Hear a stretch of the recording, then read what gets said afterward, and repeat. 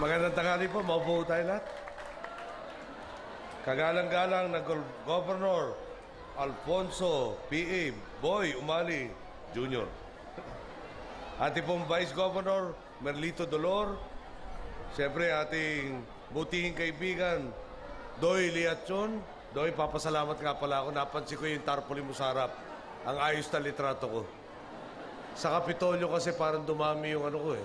Lubak-lubak na mukha. Tsaka nabawasan pa yung buhok. Kala ko pa makaibigan ko si Boy.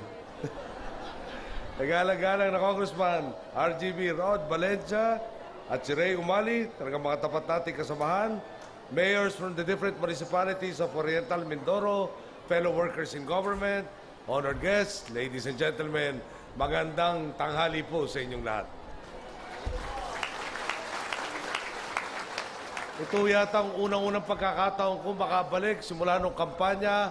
Kaya kung pwede, samantalin ko na rin pagkakataon. Maraming salamat sa suporta niyong iginawad. Tagay naman po ang oras para makabayad ng utang na loob. Sa maligayang pagbati po sa kapistahan sa darating na buwan ng inyong bayan, ikinalulugod ko pong maging bahagi ng inaugurasyong ito ng inyong pampublikong pamilyan. Talaga naman po nakaka-inspire, di ba? Nasunugan, na problema lahat na naghahanap buhay dito sa pinagtulong-tulungan nyo. Talaga naman naiba po ito yung pampublikong market. Ngayon lang ho yata ako nakasakay ng escalator. May elevator para ho sa pampublikong market. Iba talaga yung Doy Liatson na yan. Pero hindi po ako nakakampanya ngayon. Tapos na po yung kampanya. Sigurado po akong malaki ang naiambag ng pagbubukas na ito ng New Calapan City Public Market sa kasiyahan ng inyong isang buwang selebrasyon. Alam po ninyo, sa higpit ng schedule natin, talagang piling-pili lang ang nadadalohan natin pagtitipon. Sa totoo lang po, noong ako po'y congressman at senador, meron pong mga legislative breaks. Marami po yun. Dito pala sa executive, 24/7 na raw ho, 365 days a year ang inaasahan sa iyo. Kaya tinanong ko, kailan ba ako makakapahinga? Ang sagot po sa akin, may in-schedule silang 6 na meeting sa araw ng Pasko. Hindi ata kami nagkaintindihan. Kailan ako makakapahinga, binigyan akong meeting. Pero okay lang po yun, basta guminhawa ang buhay niyo. Kaso po, nang makita kong nanggagaling sa ating kaibigang si Gobernador Boy Umali ang imbitasyon, talagang hindi po tayo nakatanggi. Unang-una ho, nakakatanda siya sa akin.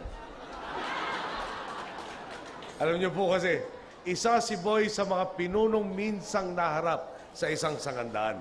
Sa pagitan ng baluktot at sa kabila naman po, tuwid na landas. Subalit, nanindigan po siya at buong loob na sumama sa atin sa pagtak sa daang matuwid. Pwede ba natin palakpakan si PA? Kaya naman, isang karangalan ang maging kabalikat siya sa ating puspusang serbisyong publiko. Alam niyo, talaga napakalapit po niyo sa akin dito sa Mindoro Oriental, pati na rin po sa Occidental. At pag si Boy ho may inilapit sa atin, hindi naman ho nagbabago ang sagot eh. Nagbabago lang ho tono. No? Minsan ho, oo. Kung minsan medyo, oo. Minsan, oo na nga. Pero puro oo nangyayari. Tunay. Tunay na sagisag ang gusaling ito sa kasipagan at katatagan ng mga Mindoronian. Sana tama. Tama ba? Mindoreño. Mali ho pala. Ilocano ho yung gumawa ng talumpati ko kasi.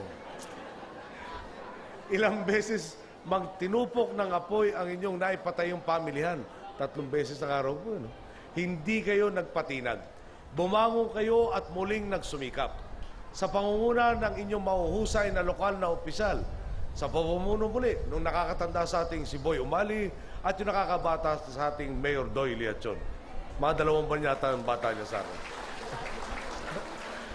Nakalikom kayo ng sapat na pondo upang maisakatuparan ang pagpapatayong muli ng istrukturang ito. Naging posible din ito sa kabutihang loob ng Land Bank of the Philippines na nakipagtulungan sa inyong lokal na pamahalaan. Natutuwa po ako na ginagawa ng Land Bank ang mandato nilang magpaunlad ang mga pamayanan. Maasa po ako sa malaking ambag ng pasilidad na ito sa pagpapaunlad ng kabuhayan hindi lamang ng inyong bayan, kundi maging ng ating bansa. Sa konkretong hakbang na ito ng ating mga lokal na opisyal, marami nating kababayan ang makikinabang. Humigit kumulang, 1,000 market vendors ang mabibigyan ng kabuhayan. Dagdag pa rito, ang itinayo ninyong plaza para mabigyan din ng disenteng pagkakakitaan ang hindi bababa sa 200 ambulant vendors na nagtitinda na sa paligid ng palengking ito sa loob ng 3 dekada. Doon po, congratulations ulit sa inyo lahat. May pagmamalaki rin natin dito ang kakayahan at kahusayan ng mga Pilipinong makalika ng makabagong infrastruktura. Talaga naman pong napaka-high-tech ng mga pasilidad dito. Nung nakita ko po, kung nga po may escalator kayo dito, may elevator pa. Akala ko po mall ang papasinayan natin. Hindi pala, public market.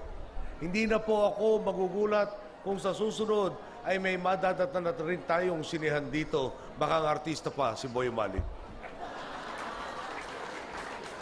Malamang ho yun, action, hindi ho romance. Kaya naman, sa bagong public market na ito, nagtitiwala akong uunlad pa ang malusog ng ekonomiya ng Oriental Mindoro. Dadami pa ang turistang dadayo sa inyong magandang bayan na labis ang pagkatakam sa inyong masasarap na prutas tulad ko pong natatakam ngayon. Siguro, kailangan na rin talagang matibay ang pagkakagawa nitong pamilyang ito para masiguradong hindi ito bibigay sa pagdagsa ng maraming mga tao. Bilang Pangulo, nagagalak tayo na kaisa natin ang lokal na gobyerno sa pagsugpo natin sa dating kalakaran. Pinangungunahan po nila sa inyong pamayanan ang ipinunla nating binhi ng paninindigan noong kumpanya. Kung wala nga hong korap, wala pong mahirap. Ang pera ng taong bayan ay maibabalik sa taong bayan lamang. Popondohan lamang natin ang mga proyektong may kabuluhan. Kung walang paglulustay at walang pagbubulsa, tapos ang problema ng kawalan ng mailala ang pondo para sa mga infrastruktura, pasilidad at kabuhayan ng maraming Pilipino. Katulad ng inyong pinamalas na dedikasyon, narito ang ating gobyerno upang patunayang kaya din nating ibangon ang ating bansa mula sa pagkakalugmok sa katiwalian at kamalian. At bago po ako magtapos, iulit-ulitin ko lang sa ating pong mga kasamahan dito po sa Mindoro. Kung kayo po ay nagtulong-tulong, maraming problema ang inyong matutugunan. At pag hindi na po nyo kaya, ipasa nyo sa akin, ako ang hahanap na solusyon.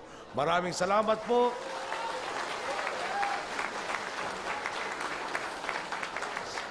Sa suporta ng mga Mindoreño sa ating agenda ng pagbabago. Katuwang natin ang inyong lungsod ng Calapan at ang buong probinsya ng Mindoro sa pagtataguyod ng pambansang kaunlaran. Simula pa lamang po ito. Marami pa tayong dapat na isulong kung hindi po tayo titigil sa pagbabayanihan. Magtutuloy-tuloy po ang paggulong ng bayan tungo sa kaunlaran. Sa parang ito, lamang natin natatakasan ang anino ng madilim na kahapon. Sa parang ito lamang natin mawawakasan ang pagwawalang bahala sa pangangailangan ng mga maralita nating kababayan. Malinaw po ang ating tinutungong direksyon dahil sa nasilayan nating liwanag ng pag-asa. Pagningasin pa po natin ang liwanag na ito na gumagabay sa ating tuloy-tuloy na pag-asenso. Alam mo nga nyo, umpisa pa lang. Kanina ho, nung tumatawid kami mula Mindoro Occidental, dami po natin nakita sa mga beaches yung ubod ng ganda, pero hindi pa nga ho na-develop. Sa kasalukuyan po, ang turista dumadalo sa Pilipinas, 3 milyon. Alam ho ba nyo, sa Malaysia, 22 million a year. Bakit natin hindi kakayanin yan? Gumagawa na ho tayo ng mahakbangin, na maparami ang mga turista magdudulat ng trabaho sa bawat isang mga kababayan natin tulad yung pinagpala ng Diyos na merong ganong magagandang mga tanawin. Masa po kayo. Tayo po ay nag-uumpisa pa lang. Kung gumaganda na ang buhay nyo, pabibilisin natin ang pagganda pa niyan sa mga darating araw. Maraming salamat. Mabuhay po tayo lahat. Maraming salamat po, mahal na Pangulo Benigno